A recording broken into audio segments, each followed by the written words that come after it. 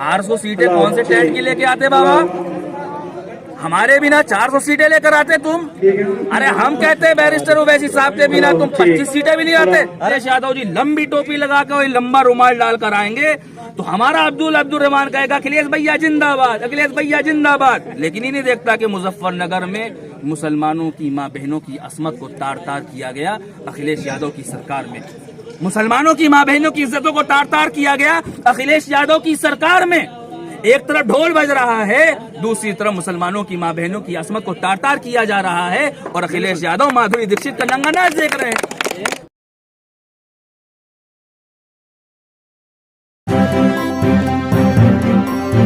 Media voice, आपकी आवाज। नमस्कार, आदाब। मीडिया वॉइस में आप सभी का स्वागत है। मैं हूं आपके साथ अल्फराज शेख। इस वक्त हम मौजूद हैं उत्तर प्रदेश के जिला सहारनपुर में और ये विधानसभा सहारनपुर देहात है। यहां पर आज असदुद्दीन ओवैसी साहब की सभा होने वाली है। जनसभा में असदुद्दीन ओवैसी क्या बोलेंगे हम आपको लाइव सुनवाएंगे, लेकिन उससे पहले यहाँ की जनता क्या चाहती है 2022 में असदुद्दीन ओवैसी के साथ जनता किस तरह से जाएगी। आप देख सकते हैं पूरा मंच सज कर तैयार हो चुका है। शोषित वंचित समाज ये सम्मेलन जो नाम दिया गया है, आखिर 2022 विधानसभा चुनाव में कितनी शोषित वंचित समाज की आवाज़ उठेगी। 2022 में असदुद्दीन ओवैसी के जो कैंडिडेट हैं यहाँ से 100 सीटों पर चुनाव लड़ने की बात कही जा रही है। AIMIM के जो प्रत्याशी होंगे कितने जीतेंगे और कितनी हिस्सेदारी जनता को मिल पाएगी। यहाँ पर सहारनपुर की जनता से हम बात करेंगे कि 2022 में किस तरीके से सोच रहे हैं, कितनी सीटें यहाँ पर जीतेंगे उत्तर प्रदेश में। हम आपको दिखाना चाहते हैं यहाँ तैयारी शुरू हो चुकी है, कुर्सियाँ बिछ चुकी हैं, मंच भी तैयार हो चुका है। उससे पहले हम चलिए जनता से बात करेंगे, जनता किस तरीके से देखती है, सहारनपुर की जनता क्या सोचती है। पश्चिमी उत्तर प्रदेश के अंदर असदुद्दीन ओवैसी लगातार सभाएं कर रहे हैं। क्या वोट इकट्ठा हो पाएगा या सिर्फ जो वोट कटवा का इल्जाम लगता आ रहा है वही लगता है? बिल्कुल, बैरिस्टर असदुद्दीन ओवैसी साहब पिछले कई महीनों से पश्चिमी उत्तर प्रदेश के दौरे पर हैं, बल्कि पूरी यूपी के दौरे पर हैं। बैरिस्टर असदुद्दीन ओवैसी साहब को भी लोकतंत्र में और भारत के संविधान ने इजाज़त दी है अपनी जमात को, अपने संगठन को, अपने ऑर्गेनाइजेशन को आगे बढ़ाने के लिए। तो बैरिस्टर ओवैसी साहब मेहनत कर रहे हैं। इंशाल्लाह बिल्कुल जनता फुल सपोर्ट करेगी। जनता बदलाव चाहती है, जनता बदलाव चाहती है, लेकिन जो इल्जाम लग रहा है कि वोट काटने के लिए पश्चिमी उत्तर प्रदेश में इतनी रैलियां कर रहे हैं लगातार, कभी किठौर हुआ, कभी मुजफ्फरनगर हुआ, तो लगातार अब इल्जाम लगाने वाले कोई गैर नहीं है। इल्जाम लगाने वाले नामुनिहाद सेकुलर सियासी जमातें हैं जिन्होंने 70 सालों से मुसलमानों के वोटों का इस्तेहसाल किया है, वो लोग इल्जाम लगाते हैं। भाई, समाजवादी पार्टी 400 सीटों पे चुनाव लड़ रही है, बसपा 400 सीटों पे चुनाव लड़ रही है। अरविंद केजरीवाल, जिनका कोई ऑर्गेनाइजेशन उत्तर प्रदेश के अंदर नहीं है, वो 400 सीटों पे चुनाव लड़ सकते हैं। असपा 400 सीटों पे चुनाव लड़ सकती है। मजलिस-ए-इत्तेहादुल मुस्लिमीन अगर 100 सीटों पे चुनाव लड़ रही है तो उनके पेट में मरोड़ हो रही है। यूपी के अंदर हम लोग पूरी ताकत के साथ चुनाव लड़ने जा रहे हैं। हमने पहले भी कहा, इस बात को कहा है कि हम वोट कटवा नहीं है। अगर आपको ऐसा लगता है समाजवादी, बसपा और जो अन्य दल हैं भाजपा को छोड़कर, जो लोग ये समझते हैं कि वोट कटवा है, हमारे आने से उनको नुकसान होगा, तो हमको गठबंधन का हिस्सा बनाइए। हम लोगों ने ऑफर किया है, समाजवादी को भी ऑफर किया है, बसपा को भी ऑफर किया है कि सम्मानजनक सीटें दीजिए यूपी के अंदर। भाजपा को रोकने के लिए मजलिस-ए-इत्तेहादुल मुस्लिमीन को गठबंधन का हिस्सा बनाइए। ये लोग छूने के लिए तैयार नहीं है। अखिलेश यादव देख रहे हैं कि जो उत्तर प्रदेश के अंदर सरकार बननी है वो ओपी राजभर से बंद, उन्होंने रास्ते बंद कर दिया ओपी राजभर ने साझे लेकर के। मैं वही बात कह रहा हूँ कि 2.5% के लोग जिनका वोट है उनको हिस्सेदारी दे रहे हैं, जिनका 3% वोट है उनको हिस्सेदारी दे रहे हैं, लेकिन जो मुसलमानों का 22% वोट उत्तर प्रदेश के अंदर है उनको हिस्सेदारी नहीं दे रहे हैं। मुसलमान क्या जिंदाबाद और मुर्दाबाद के नारे लगाएगा? मुसलमान क्या इनके यहाँ पर कुर्सियां बिछाने का काम करेगा? हम कह रहे हैं कि हिस्सेदारी दीजिए ना। दे तो रहे, रिक्शा दे तो रहे। रिक्शे देने से होगा क्या? लैपटॉप बांटने से क्या मुसलमानों के मिली मसाइल का हल होगा? आज के दौर को देखते हो लैपटॉप तो बहुत काम का है। मैं कह रहा हूँ मुसलमानों की जो पसमानदगी है, तालीमी पसमानदगी है, मुसलमानों की रोजगार की पसमानदगी है, मुसलमानों की बहुत सारी पसमानदगी है, जिसको लेकर लैपटॉप देने से और ई रिक्शा बांटने से मुसलमानों की पसमानदगी खत्म होने वाली नहीं। मुस्लिम पार्टी समाजवादी पार्टी कही जाती है और मुसलमान समाजवादी पार्टी के साथ है, तो अखिलेश यादव क्यों गठबंधन करें MIM के साथ? मैं कह रहा हूँ कि अखिलेश यादव मुसलमानों के वोटों से सत्ता की कुर्सी पर बैठने का जो ख्वाब देख रहे हैं 2022 में, आप तमाम लोगों के माध्यम से अखिलेश यादव को मैं पैगाम देना चाहता हूं कि बिना ओवैसी साहब के इंशाल्लाह सुम्मा इंशाल्लाह आप यूपी के अंदर जीत नहीं सकते हैं। और जो आप जिस घमंड में आप चकनाचूर हैं अखिलेश यादव जी, और आप ये समझ रहे हैं कि मुसलमानों के वोटों से हम 27 कुर्सी पर बैठेंगे, आपका ख्वाब पूरा नहीं होगा। 4 बार जब पहुंचे तो 5वीं बार भी पहुंचे नहीं भाई, आप देखिए। अच्छा 2019 के आपको इंतखाबात की मैं बात बताऊं। 2019 के लोकसभा के इंतखाबात हुए, समाजवादी, बसपा, कांग्रेस, लोकदल ने बहुत बड़ा महाज तैयार किया। बहुत बड़ा महाज तैयार करने के बाद भाजपा को नहीं रोक पाए।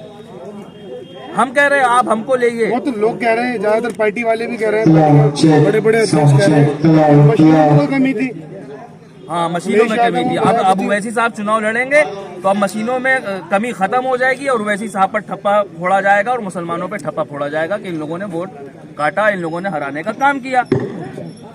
तो आपको लग रहा है बीजेपी जीत रही है फिर? भाई मैं तो कह रहा हूँ कि बीजेपी को रोकने के लिए मजलिस इत्तेहादुल मुस्लिमीन का साथ लेना होगा। अकेले अखिलेश यादव जी सरकार नहीं बना रहे हैं। लेकिन कहाँ दे रहा कोई साथ? जो दल आपके साथ आ रहे हैं वो चले जा रहे हैं, फिर बाद में वही लोग, वही दल आपको कह रहे हैं नहीं, हमारे साथ कि बीजेपी से मिल गए जाके, इसलिए हमने साथ छोड़ा। हमारे साथ बहुत सारे दल हैं और इंशाल्लाह जल्दी बैरिस्टर ओवैसी साहब उसका फैसला करेंगे। अभी हमारी सभाएं हो रही हैं, हम लोगों से जनसंपर्क कर रहे हैं, लोगों के पास जा रहे हैं। हालात बदलेंगे, अभी बहुत सारा वक्त है, हालात बदलेंगे। और फिर राजभवन ने आपको मऊ के लिए खुले तौर पर नौता दिया, आप लोग नहीं गए, जबकि आप कहते हैं कि जो बीजेपी को हराने के लिए है हम उनके साथ है, आपको जाना चाहिए था। देखिए ऐसा है कि न्योता देना एक अलग चीज है। कायदे मोहतरम बैरिस्टर असदुद्दीन अवैसी साहब से या यूपी के जो हमारे प्रेसिडेंट है जनाब शौकत अली साहब से कोई ऐसी बात नहीं हुई है। अगर कोई ऐसी बात होती है, ऐसी कोई मीटिंग होती है, बुलावा होता, बिल्कुल जाते। जब बुलाया नहीं उन्होंने, अकेले चले गए। अच्छा AIMIM का मैनिफेस्टो क्या है? किन मुद्दों के ऊपर वोट दे? AIMIM का मैनिफेस्टो क्या है 2022 चुनाव? मजलिस इत्तेहादुल मुस्लिमीन का मैनिफेस्टो ये है कि जो वंचित समाज है उसके लिए हक लड़ेगा, उसके लिए लड़ाई लड़ी जाएगी। जो वंचित समाज है, जो मुसलमान और वंचित समाज लोग जो पसमानदा हैं, उनके हक के लिए लड़ाई लड़ी जाएगी। शिक्षा के लिए, तालीम के लिए, रोजगार के लिए, उनके लिए कोशिश की जाएगी, जद्दोजहद की जाएगी। इसी के नाम पर वोट भी मांगा जाएगा। तो बस ये IIM को ही वोट क्यों करें? मैं कह रहा हूँ MIM को वोट इसलिए करे कि जो हालात देश के अंदर बनाए गए वो आप तमाम लोगों के सामने हैं। हम बार बार कह रहे हैं कि हम मुसलमानों के मिल्ली मसाइल पर लड़ने के लिए आए हैं। मुसलमानों के वोटों से सत्ता की कुर्सी चाहिए इन लोगों को, लेकिन मुसलमानों के साथ जो असमत रेजी, मुसलमानों के साथ जो ज्यादती होती है उसका कोई बोलने के लिए तैयार नहीं है। बाबरी का मसला हुआ, दादरी का मसला हुआ, मॉब लिंचिंग हुई, हाफिज जुनैद की हत्या हुई, तबरेज अंसारी की हत्या हुई। मुसलमानों के मिल्ली मसाइल पर अखिलेश यादव बोलने के लिए तैयार नहीं है। फैसल का कत्ल हो जाता है, उस पर बोलने के लिए तैयार नहीं है, लेकिन मुसलमानों का वोट चाहिए। अब वो दिन चले गए, अब मुसलमान अपने हक के लिए मजलिस इत्तेहादुल मुस्लिमीन की तरफ बड़ी उम्मीद भरी नजरों से देख रहा है। बहुत बड़ी उम्मीद भरी नजरों से बैरिस्टर असदुद्दीन अवैसी साहब की तरफ देख रहा है। मुसलमान देख रहा है। मुस्लिम समाज में भी बहुत, मुस्लिम समाज का एक बहुत बड़ा आरोप लगता है। आरोप लगता है, आरोप लगाने वाले सब पर आरोप लगाते हैं। अगर आज इमरान साहब अपनी पार्टी बना लें या आप अपनी पार्टी बना लें, आप पर भी आरोप लगाया जाएगा और बीजेपी का एजेंट बोला जाएगा। मैं कहता हूं आज के दौर में है तो उमर फारूक रज़ी अल्लाह तआला अन्हु आ जाए और वो अपनी पार्टी बना ले तो यही कौम उनको बीजेपी का एजेंट बोलेगी। भाई बीजेपी का एजेंट बोलने वाला कोई और नहीं है, बीजेपी का एजेंट बोलने वाला अब्दुल्ला अब्दुल रहमान अंसार लोग हैं। कोई गैर ओवैसी साहब को बीजेपी का एजेंट नहीं बोलता। और ये लोग कौन हैं? जो समाजवादी के चपरासी हैं, जो बसपा के चापलूस हैं, जो कांग्रेस के यहाँ दरिया बिछाने वाले हैं और जिनके जहनों के अंदर समाजवादी, बसपा, कांग्रेस ने गुलामी भर दी है। वो वही लोग ओवैसी साहब को बी टीम, सी टीम, वोट कटवा, तरह तरह के इल्जाम कह रहे हैं कि चपरासी, नौकर, वो अखिलेश यादव को भैया बोलते हैं, मायावती को बहन जी बोलते हैं, बुआ जी बोलते हैं, तो उनके तो रिश्तेदार हैं। तो मैं वही कह रहा हूँ कि इन नामो नेहात सेकुलर सियासी जमातों ने मुसलमानों की अक्लों को जकड़ लिया है और इनको बता दिया है कि आप हमको वोट नहीं करोगे। बीजेपी का खौफ डालने वाले, मुसलमानों के दिलों में बीजेपी का खौफ डालकर वोट हासिल करते हैं समाजवादी, बसपा, कांग्रेस के लोग। लेकिन इस बार तो अखिलेश यादव कह रहे हैं हम 400 सीटें लाएंगे, गठबंधन कोई जरूरत ही नहीं। 400 सीटें कौन से टेंट की लेके आते बाबा? हमारे बिना 400 सीटें लेकर आते तुम? अरे हम कहते हैं बैरिस्टर ओवैसी साहब के बिना तुम 25 सीटें भी नहीं आते। अरे बिल्कुल बिल्कुल। मजलिस इत्तेहादुल मुस्लिमीन को गठबंधन का हिस्सा बनाना पड़ेगा, ओवैसी साहब को गठबंधन का हिस्सा बनाना पड़ेगा, जब अखिलेश यादव जी कुछ सीटें लेकर आएंगे, वरना उनका ख्वाब चूर करने के लिए हम पूरी ताकत के साथ चुनाव लड़ेंगे इंशाअल्लाह ताला। कौन हारेगा, कौन जीतेगा, किसका नुकसान होगा, किसका फायदा होगा, हमें कुछ नहीं पता। हमें अपनी जमात को, मजलिस इत्तेहादुल मुस्लिमीन के पैगाम को उत्तर प्रदेश के घर घर में पहुंचाकर दम लेंगे। 2014 से लगातार हम लोग मजलिस इत्तेहादुल मुस्लिमीन का पैगाम लेके पूरी यूपी में घूम रहे हैं। 2017 में आपने देखा कोई हालात नहीं लगता वोट काटने का, वो आप करेंगे पक्का? अरे भाई, वोट कटवा का इल्जामात ये तो पुराने हो चुके हैं। अब ये समाजवादी, बसपा और कांग्रेस के दरबारियों को कोई नया इल्जाम देखना चाहिए वोट कटवा का। अच्छा, मैं आपसे कह रहा हूँ जिन सीटों पर मुस्लिम अक्सरियत है, जहां पर मुसलमानों का वोट ज्यादा है, मैं समाजवादी, बसपा के, कांग्रेस के लोगों से कह रहा हूँ, आप अपना प्रत्याशी मत उतारिए, ओवैसी साहब के प्रत्याशी को सपोर्ट कर दीजिए। ओवैसी वर्सेस भाजपा मुकाबला होगा, फिर देखते हैं कौन जीतता वहां पे। भाई, समाजवादी, बसपा, कांग्रेस के लोगों से कहना चाहूंगा, आप अपना प्रत्याशी ओवैसी साहब के सामने मत उतारिए ना। मगर ये लोग, इनके दिमागों में जहनी गुलामी भरी हुई है और ये लोग ओवैसी साहब को छूना भी नहीं चाहते और मुसलमानों को छूना भी नहीं चाहते। लेकिन हम पूरी ताकत के साथ चुनाव लड़ने जा रहे हैं। और हाँ, अभी आली जनाब बैरिस्टर असदुद्दीन अवैसी साहब सहारनपुर की सरजमी पे आने वाले हैं। एक यहाँ के गली के नेता और हैं, एक गली के नेता और है सहारनपुर के, जिन्होंने मुसलमानों के दरमियान से अपने अलावा कोई लीडर नहीं पैदा करा, सिर्फ मुसलमानों को इस्तेमाल किया और अपनी रैलियों में प्रियंका गांधी के नारे लगवाए, राहुल गांधी के नारे लगवाए, अपने नारे लगवाए। लेकिन जो सहारनपुर के मिल्ली मसाइल हैं, जो मुसलमानों के मुद्दे हैं, जो अहम मसाइल हैं, उस पर यहाँ के नेताजी ने कोई खास ध्यान नहीं दिया। आज ये समाज वंचित है, ओवैसी साहब की तरफ बड़ी उम्मीद भरी नजरों से देख रहा है। सहारनपुर की आवाम इंशाल्लाह फैसला करेगी और अपना कायद चुनेगी इंशाल्लाह ताला। और समाजवादी बीएसपी को आप कह रहे हैं कि लोगों ने हमारा हक नहीं दिया, बिरयानी और अफ्तार की पार्टी भी तो आप ही लोग कर देते हैं। वही तो कह रहे हैं कि इन मुसलमान कौम जो है, एक खजूर की गुठली पर अभी मुलायम सिंह यादव जी, अखिलेश यादव जी लंबी टोपी लगा कर लंबा रुमाल डालकर आएंगे तो हमारा अब्दुल रहमान कहेगा अखिलेश भैया जिंदाबाद, अखिलेश भैया जिंदाबाद। लेकिन ये नहीं देखता कि मुजफ्फरनगर में मुसलमानों की माँ बहनों की असमत को तार तार किया गया अखिलेश यादव की सरकार में।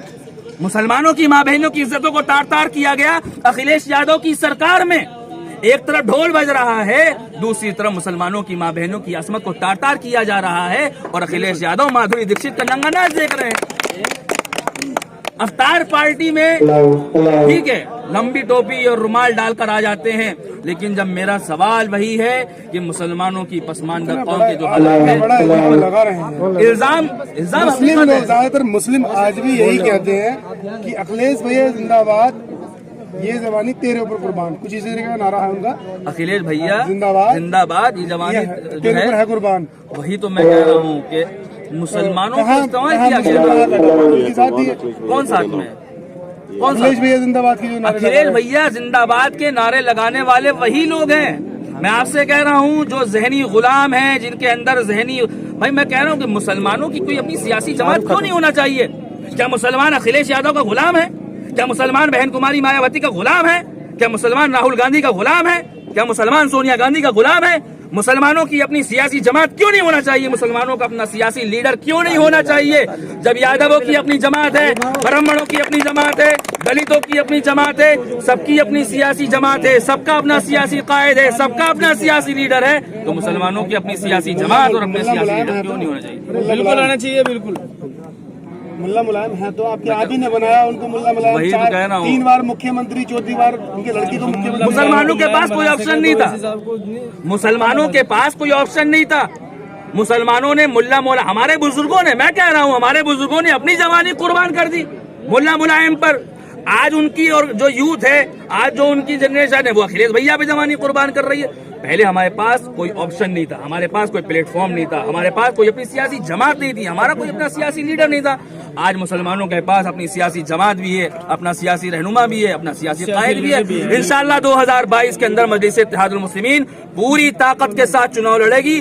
और जो लोग ये कहते हैं कि ओवैसी की पार्टी का कोई वजूद नहीं है, जो लोग ये कहते हैं कि ओवैसी की पार्टी का कोई जनाधार नहीं है, 2022 के अंदर इंशाअल्लाह ताला अपनी ताकत का हम पूरा एहसास दिलाकर रहेंगे।